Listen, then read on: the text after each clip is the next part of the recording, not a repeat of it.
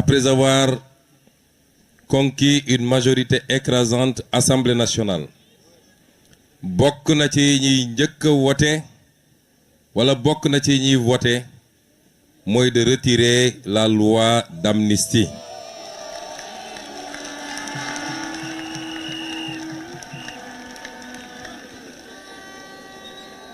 Impunité mënul am te bu dee dans une société les gens mën nañu làqatu ci gannaaw état pour utiliser les moyens d'état pour comploter contre les gens, pour tirer sur les gens, pour tuer des manifestants désarmés. Ñu pare na loolu yëpp nañ ko effacer comme si ça n'avait jamais existé. Loolu yàgg-yàgg dina xewaat ci dëkk bi kon moo tax pour que mu leer parce que ces gens-là ils pensent que ils ont la mémoire très courte. Ils pensent que la loi d'amnistie c'est pour nous. Ñun soxlawuñu loi d'amnistie. Quand bi ñu yónnee ay nit ñu fekk ma à la prison de Cap Manuel proposer une loi d'amnistie, je leur ai dit qu'on n'a pas besoin de loi d'amnistie. benn élément moo ñu intéressé woon mooy na xale yi ñu jàpp ci prison bi te yoruñu faa nekk ñu génne. Tous les députés Pastef ont voté non à cette loi d'amnistie. kon ñun laqatuwuñu ci gannaaw loi d'amnistie. On n'en a pas besoin. Et tous les dossiers qui sont sur la table de la justice nañ ko génne waat teg ko leeral ko ba mu set wicc ñu xam lan la ak kan la. loolu bokk na ci importance su élection bi comme nag campagne bi dañu fas yéene def ko campagne thématique parce que politique li ñu def fii yëpp baax na il faut mu xumb il faut de l'animation il faut de la musique il faut mais avant tout politique c'est parler de ce qui va faire avancer le pays, c'est ça la politique. Mais avant de dire ce qu'on a prévu de faire pour le pôle Casamance, pour le pôle sud, mooy pôle Casamance, dinaa dugal benn parenthèse bu ndaw, que tout le monde puisse nous comprendre et nous accompagner. Campagne électorale, campagne nationale, c'est très difficile. Nous sommes de 2017 à maintenant suñu 6e campagne nationale. Mais de 2022 à maintenant, nous sommes à la 4e campagne nationale. 2 campagnes nationales en 2022, 2 campagnes nationales en 2024, avec des écarts de 6 mois. Première campagne 2024 bi, on est sorti de prison pour enchaîner une campagne en plein mois de Ramadan. Loolu suñ leen ko waxul ak suñ leen ko waxee dafa métti physiquement, dafa métti ci ñun, dafa métti ci sécurité bi, dafa métti ci communicants yi, et c'est pourquoi il faut que nit ñi di ñu jàppale et qu'ils nous accompagnent. Au début de cette campagne dama ne woon le directeur de campagne qu'il faut que ñu liggéey pour rassembler les gens par pôle, de grands rassemblements où on délivre le message pour ce pôle. Comme ça coono physique bi wàññeeku tuuti. Bu ñu fàtte it ni en tant que premier ministre dañuy continuer de coordonner l'action du gouvernement même en étant en campagne. C'est pourquoi il faut qu'on accepte ce genre d'organisation, rawatina nag dans les régions ou les départements yoo xam ne leer nañu gagné nañ fa bu yàgg, parce que depuis des années toutes les élections qui se passent là-bas nous les gagnons largement, et la région de Ziguinchor, et c'est tout à votre honneur, en fait partie. Kon il faut ñu économiser du temps pour consacrer ce temps à d'autres départements ou d'autres régions qu'on avait perdu lors de l'élection présidentielle. Parce que l'objectif, c'est de gagner, à défaut de tous les départements, au moins 90% des départements. Est-ce que l'on est d'accord ngeen ci ak ñun? Vous êtes d'accord avec nous? Donc je vous remercie d'avoir eu cette présence d'esprit. Ñu def un meeting au-delà même de régional, mais un grand meeting boo xam ne laal na ba Goudomp laal na ba Bunkiling pour pouvoir rassembler tout le monde et délivrer le message. Le pôle Casamance mooy pôle boo xam ne dafa réhabiliter la région naturelle de la Casamance. ñi fi nekk mag tuuti ils savent qu'après l'indépendance, la première organisation du gouvernement de Senghor ou de Mamadou Dia, c'était d'organiser le Sénégal en régions naturelles. La région du Sine Saloum, la région du fleuve, le Sénégal oriental, la Casamance, le Cap-Vert. Après la ñu ñëwaat, c'était des entités cohérentes. Mooy buñ ci jël rek dafa am réalité économique, mais dafa am réalité socio-culturelle. ñu ñëw di ko dagg ba tey on est à 14 régions. ñu ñëw di sauctionner ces régions-là en départements et en communes ba on est à 46 départements et plus de 550 communes, dont la majorité n'est pas viable parce que les ressources yoroon tax communes yooyu am viabilité amuñu ko. ñun laaluñu découpage administratif bi pour le moment, mais li ñu changé mooy créer des pôles de développement économique qui recoupent ces mêmes réalités.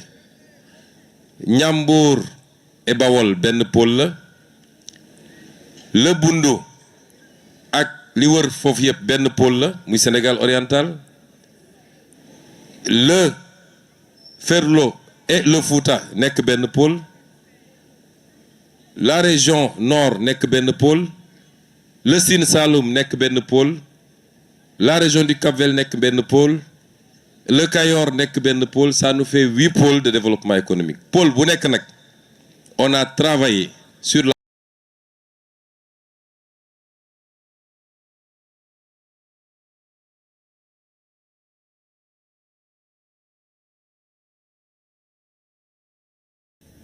la région nord nekk benn pôle, le Sine Saloum nekk benn pôle, la région du Cap-Vert nekk benn pôle, le Kayor nekk benn pôle. Ça nous fait 8 pôles de développement économique. Pôle bu nekk nag on a travaillé sur la base du potentiel de ce pôle à voir qu'est-ce qu'on va faire dans les 5 ans, dans les 10 ans, dans les 25 ans pour que ce pôle soit un véritable pôle de développement économique et social.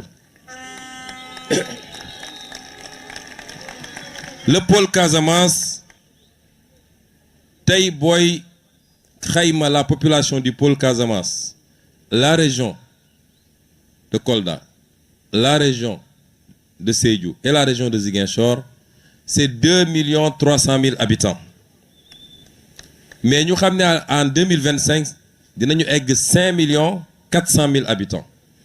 Donc la population du pôle sera multipliée par plus de 2, par 2,4. Évolution démographique boobu il faut ñu sóoraale ko. ñu gis ni pôle bi ci pôle yi ñu gën a am pauvreté la bokk, malgré tout le potentiel.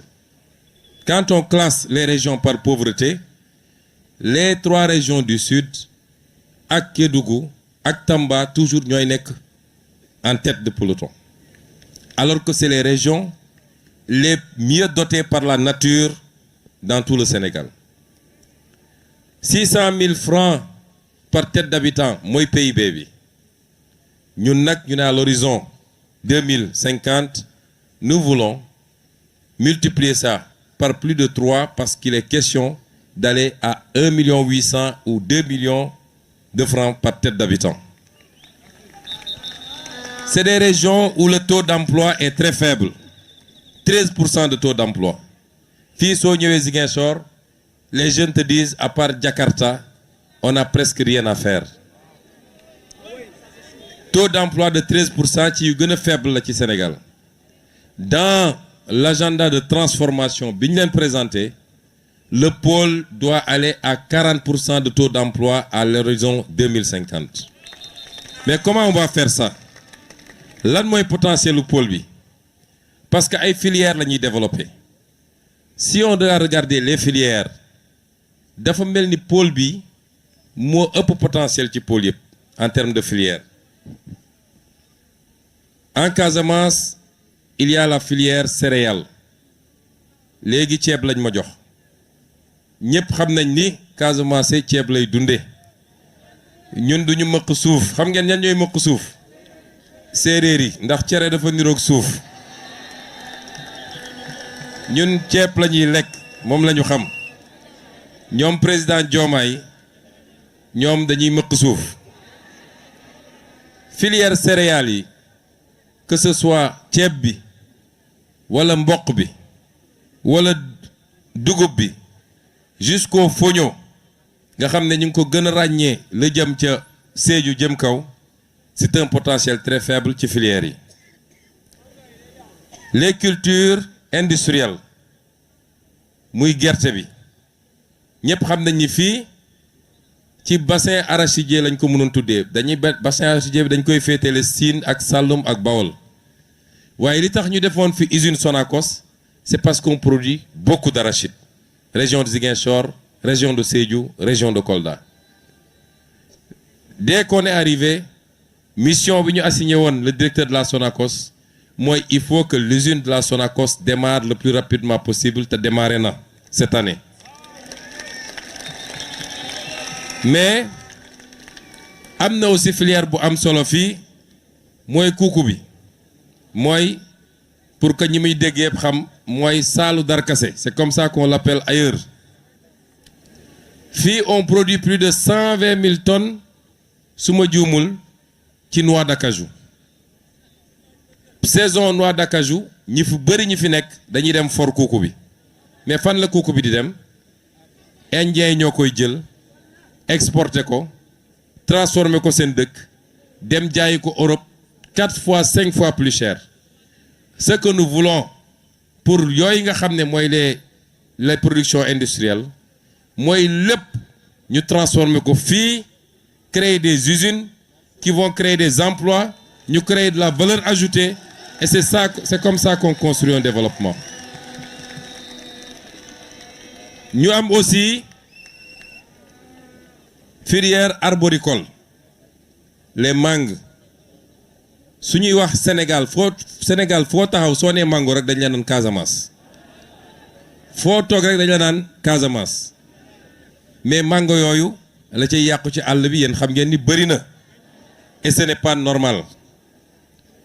Les mangues, les agrumes, les produits forestiers ligneux comme non ligneux madd bi gis ngeen ni ak 3 mois ci gannaaw homologué nañu le madd Casamance au niveau international tool bi te yooyu yëpp fii la am Casamance doo ko fekk Dakar doo ko fekk Saint-Louis doo ko fekk feneen ak feneen man j'aime bien ces zones là waaye soo fa demee siddéem nga fay fekk ak sump ñoom de ceefal donc fii ngay fekk yooyu yëpp te mu fiy yàqu.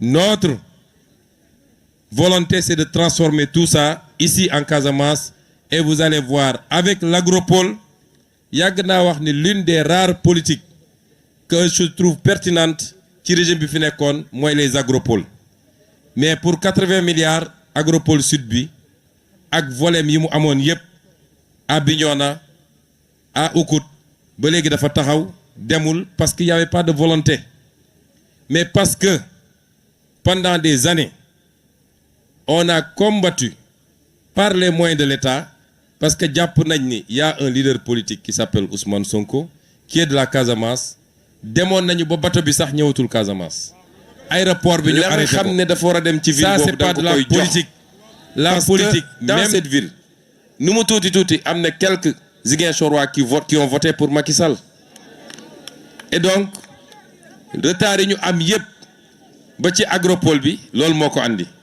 aéroport bi que nous comptons ouvrir au plus tard en début janvier mais jàpp naa ni fii ak décembre nañ ko ubbi parce qu'on a fait ce qu'il fallait en termes de mobilisation des ressources warul woon yàggee nii et pire encore l'aéroport de Tobor nga xam ne moo waroon tax ñu arrêté aéroport bi il l'avait arrêté pendant toutes ces années-là. Fii am na la filière halieutique parce que on a l'océan ici mais am nañu aussi des fleuves et des bras de fleuves fii dëkku napp la ñun bi ñuy nekk xale fii Amergé Socé Sall y avait beaucoup d'usines de pêche yooyu yëpp pratiquement arrêté na muy filière bu am solo mais y a la filière touristique capacité bi ñu am fii tourisme balnéaire Cap Skirring waaye aussi Abéné ak Kafountine ñëpp xam nañ ne am nañ capacité bu rëy et aujourd'hui déjà la caisse de dépôt et de consignation nga xam ne ki ko jiite mooy directeur de campagne bi monsieur Fadilou Keita ma bëgg ngeen tàccil ma ko la caisse de dépôt et de consignation ak SAPCO bi nga xam ne Serigne Mboup pas Serigne Mboup politicien wala homme d'affaires mais Serigne Mboup bële am na ay programme ñuy taxawal pour qu'au plus tôt et le plus rapidement possible ñu lancer le programme touristique pour la zone Abéné Kafountine mais tout en relançant également le programme touristique bi nga xam ne mooy bu Cap Skirring tourisme balnéaire mais écotourisme aussi parce que ku wax Casamance wax nature wax la forêt wax yeneen ak yeneen ak yeneen yooyu yëpp muy ay programme yoo xam ne ñu bëgg a taxawal la ci 5 ans yi lancé ko mais am na loo xam ne ci 10 ans lañ koy def mais sur le plan logistique dinañu yeggali dans quelques semaines ou quelques mois le tronçon bi nga xam ne mooy permettre nga jóge Gambie ba dugg Guinée-Bissau te mu yéexoon trop on va le faire le second pont de Ziguinchor def nañu appel d'offre bi ba ñu ngi ci sélection wu entreprise yi ko war a def ça veut dire quoi depuis Tobor avec fi ñu jaar ci rang-rang bi yëpp on ne touche pas au pont bi fi nekk nii on fait un autre pont qui contourne et qui va entrer par Goumel et qui va créer des infrastructures secondaires j'insiste ci côté bi parce que su ma demee Kolda j'expliquerai li jëm ci côté boobu sur la vallée de l'Anambé sur l'agriculture sur l'élevage ak yu demee noonu les industries extractives yéen ñëpp déggoon nga ñuy wax le zircon de Niafran moi en tant que député je fais partie ñi nga xam ne dañoo bañoon ne dañu bàyyi ñu exploiter zircon bi dans ces conditions parce que la ñu exploiter le zircon à Diogo ça n'a pas servi à Diogo ça n'a pas servi au Sénégal ba ñu boole ko ci dossiers yi nga xam ne ñu ngi koy saytu pour mun koo renégocier je ne voulais pas qu'on fasse les mêmes erreurs ici à Niafrang mais maintenant qu'on est là j'ai pu assurer les populations de Bignona de Niafrang et de toute la zone que zircon bi yàllaa ko fi def c'est pour être exploité le plus important c'est que ça se fasse dans l'intérêt des populations d'abord ñu am ci ay infrastructures am ci du travail am ci li ñuy wax nuñ ko tuddee sax li nga xam ne si social entreprise yi dañ koy def RSE ñu am ko ci ba mu mat sëkk c'est comme ça qu'on veut gérer les ressources naturelles mais le pétrole aussi bi nga xam ne suñu diggante Guinée-Bissau ñu koy le pétrole du Domflor ñu war koo mën a exploiter comme ni ñu commencé exploiter le pétrole de Sangomar mun a am ici des plateformes qui nous permettent à terre de faire beaucoup de choses boobu tam bokk na ci troisième point ou quatrième point sur infrastructure yi mooy le port industriel de Nikin parce que le port de Ziguinchor c'est un port fluvial la chaque fois nga war a def dragage am na ay bateaux yoo xam ne su eggee benn niveau tirant d'eau mënul dugg Ziguinchor mais là-bas après Pointe-Georges Saint-Georges fi ñuy wax Nikin on peut avoir là-bas et on va mettre là-bas un deuxième port industriel parce que ce qu'on veut avec les pôles frontaliers mooy les pôles frontaliers dafa war a doon des points d'éclosion pour pouvoir capter les économies des pays environnants te loolu port baax na ci le cinquième point d'infrastructure mooy le chemin de fer à partir de Tambacounda bu ñu war a andi jusqu'à Ziguinchor jusqu'à Nikin pour mun a alimenter également le transport des fruits, le transport de tout ce qu'on produit dans la zone. Lii lenn la ci pôle bi, parce que je vous ai dit que le deuxième aspect du pôle, on va le traiter à Kolda. Mais ce que je voudrais dire, c'est que lii lépp pour mu am, il faut qu'on règle définitivement la question de la paix. Fu amul jàmm munoo fa tabax. Donc quand on est arrivé, notre première préoccupation c'était d'en finir définitivement. Dégg ngeen, j'ai annoncé le plan Diomaye pour la Casamance. C'est un plan pour la paix, c'est un plan pour le développement, c'est un plan pour l'économie et c'est un plan pour le social. Les populations sont en train de rentrer et de retrouver leur village. Mais loolu il faut ñu accompagner ko par le déminage d'abord. Parce que ñun on a grandi ici. Mais ñu bari ñemeetuñu dugg ci àll bi parce qu'ils ont peur de sauter sur une mine. La paix, c'est quelque chose qu'on construit. Mais même boo demee ba am paix, la guerre laisse toujours des séquelles. Mun nga pare ba am jàmm, des années plus tard, les gens vont continuer à sauter sur des mines. Nous ne voulons plus que des gens sautent sur des mines. Et c'est pourquoi le programme de déminage humanitaire qu'on n'a jamais arrêté, mais qu'on va accélérer à partir du début 2025 pour que aucun centimètre carré de la Casamance ñu bañ fa bàyyi une mine qui peut nuire à une personne ou à une bête. Loolu yëpp dañ koy régler définitivement. Nous accompagnons les populations pour ñu dellu dans leur village.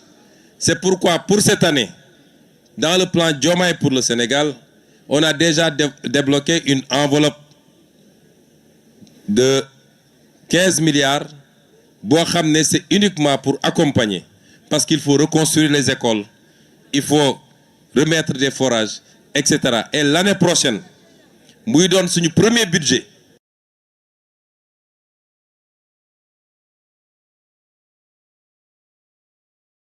Et l'année prochaine, muy doon suñu premier budget, parce que actuellement on est en train d'accompagner et de finir le budget. On va provisionner une enveloppe consistante avec l'ANRAC comme maître d'œuvre délégué, avec l'ANRAC comme superviseur et comme avec l'armée comme maître délégué, pour que nous fassions les infrastructures, les pistes, les routes, les forages, l'éclairage, tout ce qu'il faut pour que les gens puissent rentrer chez eux et commencer à travailler comme ils le faisaient. Mais quand je parle de paix, je veux qu'on nous comprenne. La paix n'est pas encore définitive en Casamance. Tant qu'il y aura des groupes, touti, qui ont encore des armes et qui sont dans telle ou telle portion du territoire ou dans les pays environnants, la paix n'est pas acquise. La paix, moi, képp ku yoron ngànnaay ñu waxtaan ak yow ba nga génn déposer ko dans un consensus boo xam ne y a ni vainqueur ni vaincu. C'est le Sénégal qui gagne parce qu'il n'est plus question qu'un seul fils de ce pays perde la vie, moo xam du côté de l'armée, moo xam de l'autre côté. Il faut qu'on en finisse. Et c'est pourquoi je rends un vibrant hommage à l'armée nationale du Sénégal qui, pendant des années, a veillé à ce que l'intégrité territoriale soit sauve. Armée boobu soxlaatuñu ko pour ñu jàkkaarloo entre Sénégalais. Nous avons d'autres priorités en matière de sécurité. Xam ngeen insécurité bu am dans toute la sous-région. Aujourd'hui, la priorité c'est l'est du Sénégal.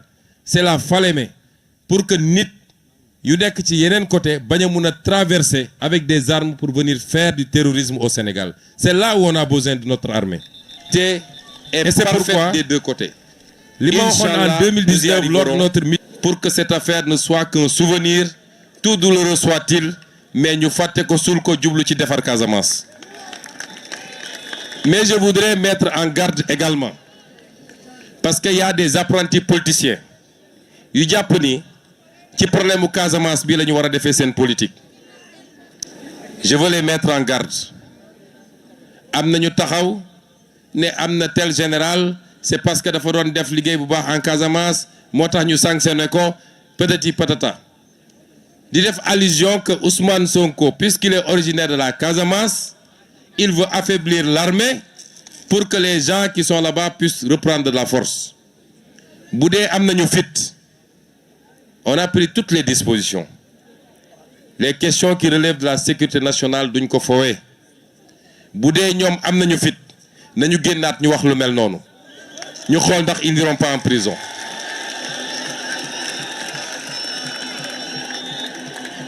fii kenn sanctionné wu fi un général wala un militaire parce qu'il combattait la rébellion li tax ñu def la ñu def mu jóge ci armée ñi nga xam ne dañ doon pexe ci élection bi pour que ñuy bañ koo yeggali wala président Bassirou Diomaye Faye bañ a toog loolu rapport bu ñu fekk la fii loolu tax ñu jël matuwaay ñu jël mais ça n'a rien à voir avec le conflit casamançais. Il faut que les gens reviennent à la raison. Combattre un adversaire politique pendant des années tu l'as traité de rebelle, tu l'as traité de tous les noms. Moi je suis la preuve vivante que le Sénégal est un et indivisible. Parce que autant des Casamançais sont battus ici pour mettre un terme au complot et à l'entreprise de liquidation. Autant des Sénégalais de tous bords se sont battus à Dakar, à Rufisque, à Bargny, à Keur Massar, à Saint-Louis, à Mbacké, partout dans le Sénégal et même dans la diaspora. Quand les gens ont dépassé ça, beaucoup de gens politiqués, il faut que ça s'arrête.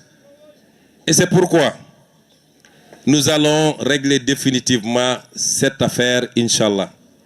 Mais ku ci bëgg a jeter de l'huile, jàpp ni mën nga ko politiquer, nous prendrons toutes nos responsabilités pour que tu ailles pourrir à Rebeuss. Parce que loolu bokkul ci politique. La ca des nag mooy vous savez ce qui nous attend. Ce qui nous attend, c'est les élections législatives. Je vous avais présenté des candidats. Est-ce que Guy Marius Sagna a été un bon député? Est-ce qu'il a été un bon député au Sénégal? Est-ce qu'il a été un bon député à la CEDEAO? Est-ce que si vous aviez voté à 40% pour lui, est-ce que vous n'allez pas voter à 100% pour lui cette année? Est-ce que Madame Oulimata Sidibé n'a pas été une bonne députée? Est-ce qu'elle ne vous a pas bien représenté? Est-ce que M. Bakary Diédhiou n'a pas été un bon député? Est-ce que Alphonse Sambou a été un bon député? Quand on vous avait présenté des députés, vous avez voté pour eux. Ils ont été à la hauteur. Mandat bi yeggul 2 ans la ñu def.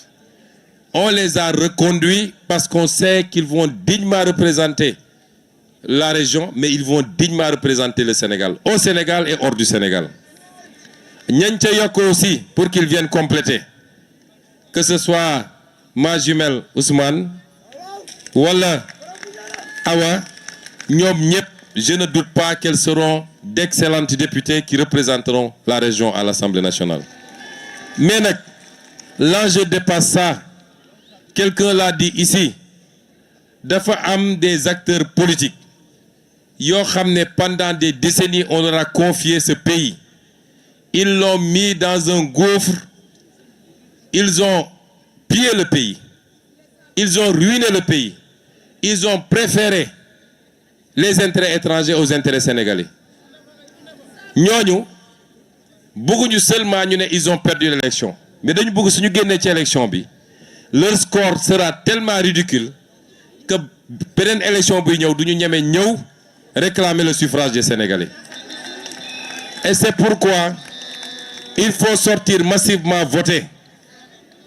Massivement, c'est important. Nous voulons avoir ici à Ziguinchor, parce que ñeneen ñi dama leen fixé ay 70% parce que damay xool nu mu demee. Mais fii je veux minimum 90 à 95%. Dans toute la région, nous voulons au moins 90 à 95%. Est-ce que vous me garantissez ça? kon lii mooy enjeu élection bi et suñ ko defee on aura donné au président Diomaye les moyens de gouverner. On m'aura donné, moi en tant que Premier ministre du Sénégal, les moyens de dérouler le programme. En ce moment, tout ce que j'ai lu ici, dans 4 ans et demi, nous aurons des élections. Je reviendrai ici et je vous dirai, est-ce qu'il y a un solo ou pas, et vous apprécierez. C'est comme ça que fonctionne la démocratie. J'avais oublié un point. Quand je parlais de la question de la paix, il y a un livre, c'est une Française qui a écrit ça. On en a discuté avec le président Diomaye. Ce livre-là, personne n'en fera la promotion ici au Sénégal. Si cette Française veut écrire, elle n'a qu'à aller écrire sur la Corse qui demande son indépendance à la France. Elle n'a qu'à aller écrire sur la Nouvelle-Calédonie qui réclame son indépendance. Mais elle n'a pas à écrire sur le Sénégal. Et je veux dire à la France, je ne sais pas qu'est-ce qu'il y a derrière cette affaire. Parce que la France avait témoigné dans les années 90 avec Jacques Charpy en clarifiant la question de l'appartenance totale et intégrante de la Casamance au Sénégal. Maintenant qu'il y a un régime, comme je l'ai toujours dit, qui n'est pas anti-français, qui est pro-sénégalais, simplement. Un régime qui dit nous voulons notre souveraineté. Nous n'accepterons plus d'être des valets de qui que ce soit. On nous sort un livre et puisqu'ils ne peuvent pas revenir sur leur témoignage, ils ne peuvent plus parler d'indépendance, ils glissent sur la notion d'autonomie. On ne veut pas d'autonomie. Ce n'est pas ça la question. Nous sommes un État unitaire du nord au sud, de l'est à l'ouest. Les mêmes réalités vont s'appliquer sur chaque portion du territoire national. Et ce livre-là ne sera pas autorisé au Sénégal, ne sera pas commercialisé au Sénégal, parce que nous avons des gens de Djogé-Felé avec un projet de déstabilisation pour venir nous parler de ce qui nous concerne, nous, Sénégalais. Si la France veut donner des archives, elle n'a qu'à nous donner les archives de ces exécutions sommaires au Sénégal pendant la colonisation, des guerres qu'elle a menées ici, des tortures qu'elle a menées, des travaux forcés. C'est ça qu'on attend de la France. Qu'elle nous donne les archives de Thiaroye 44. Ne sorlons des archives sur une prétendue autonomie de la Casamance. Donc, nous ça a été très long, mais je peux vous dire une chose. Ce pays va changer et il va changer radicalement. Nous allons bâtir un nouveau pays. Nous allons bâtir de nouveaux fondamentaux. Nous allons bâtir notre développement. Nous allons renforcer notre unité nationale. Et nous le ferons avec chacun et chacune des Sénégalais. Je vous remercie. Assalamu alaikum.